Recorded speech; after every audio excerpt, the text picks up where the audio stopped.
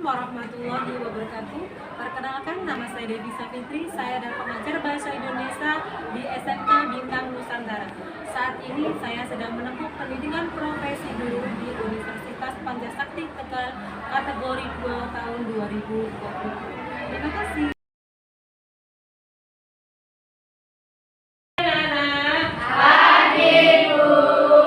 Assalamualaikum warahmatullahi wabarakatuh. Waalaikumsalam warahmatullahi wabarakatuh. Yuk, sebelum pelajaran dimulai kita berdoa dulu. Ketua kelasnya mana? Yuk mas, berdoa dulu mas. Belum mengawali pembelajaran pada pagi hari ini, amat baiknya kita berdoa terlebih dahulu. Kita mulai.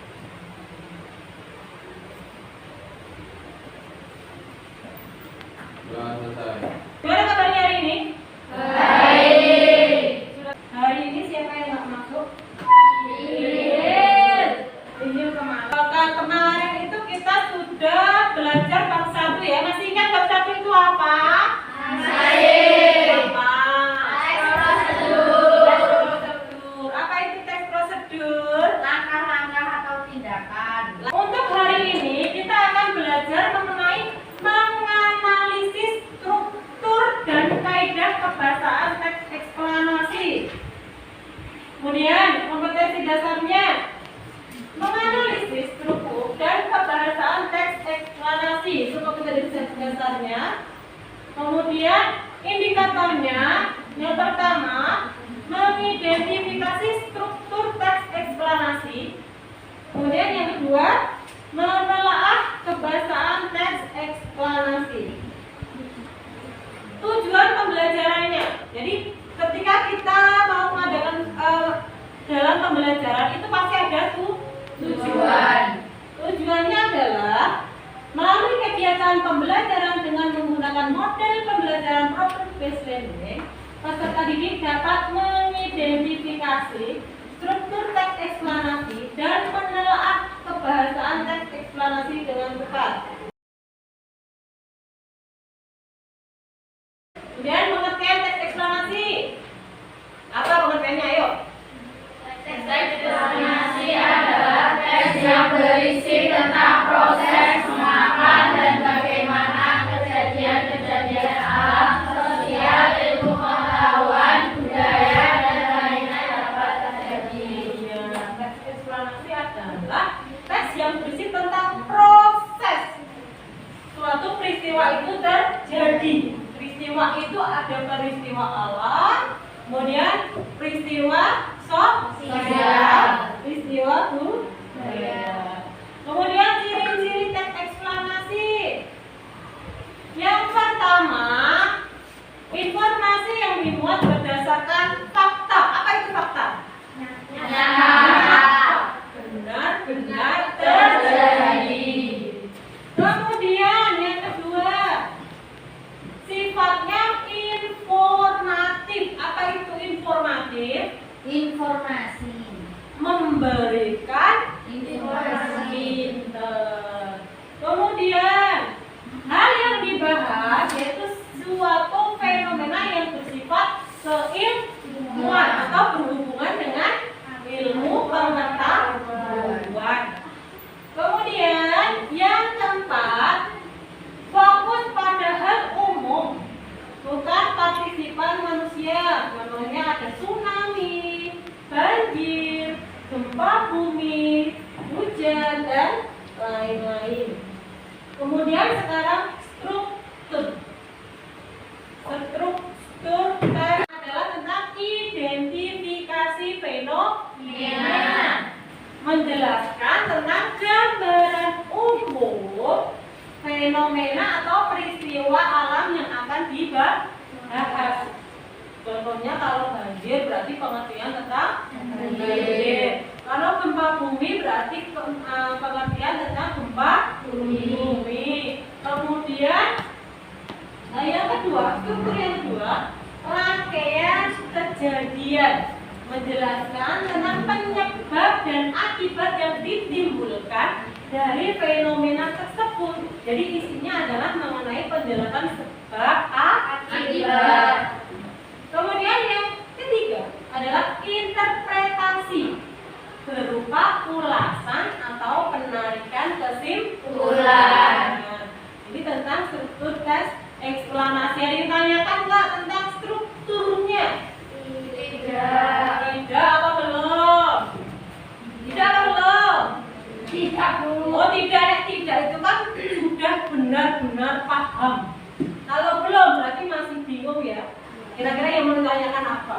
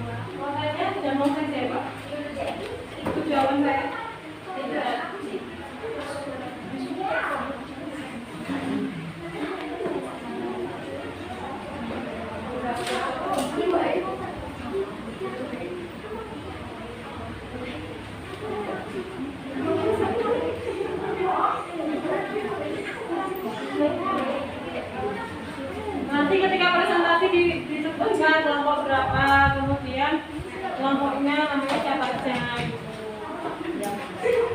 Sudah selesai? Sudah.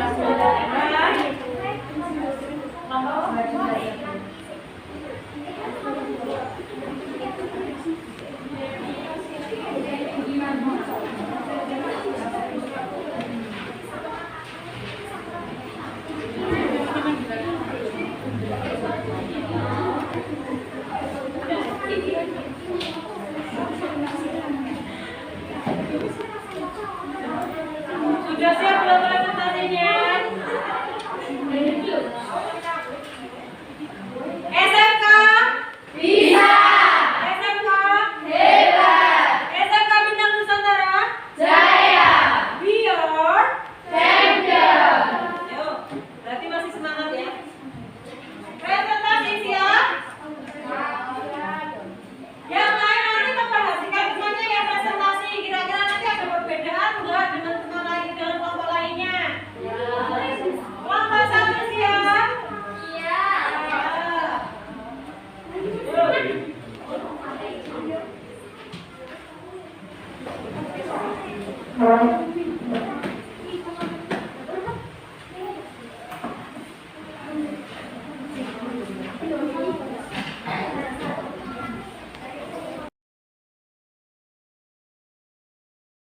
Kita simpulkan ya. Hari ini kita belajar apa tadi?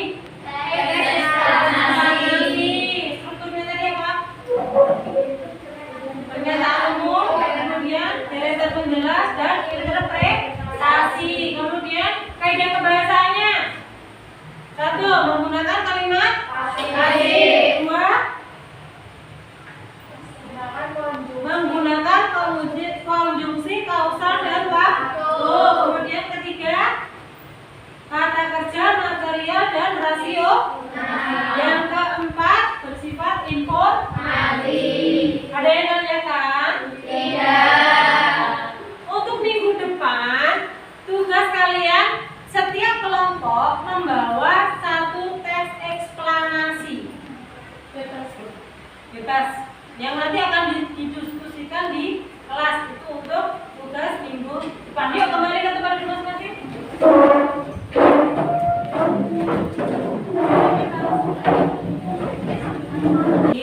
Sebelum kita pulang, pesan saya tetap jaga kesehatan,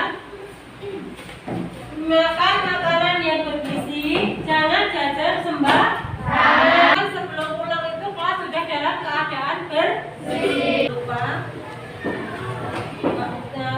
nggak usah begadang, waktunya tidur. Biar nggak seperti Alif ya, dari tadi ngawak ngantuk ya Lip. Nanti malam itu tidurnya tepat waktu ya Lip, ya jangan ngantuk lagi ya Lip. Ya sebelum kita pulang kita doa dulu ya Lip, ini doanya.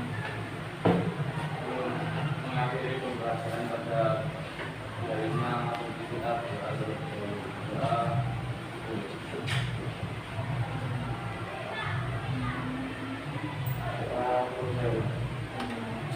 Nanti bicara hati-hati ya.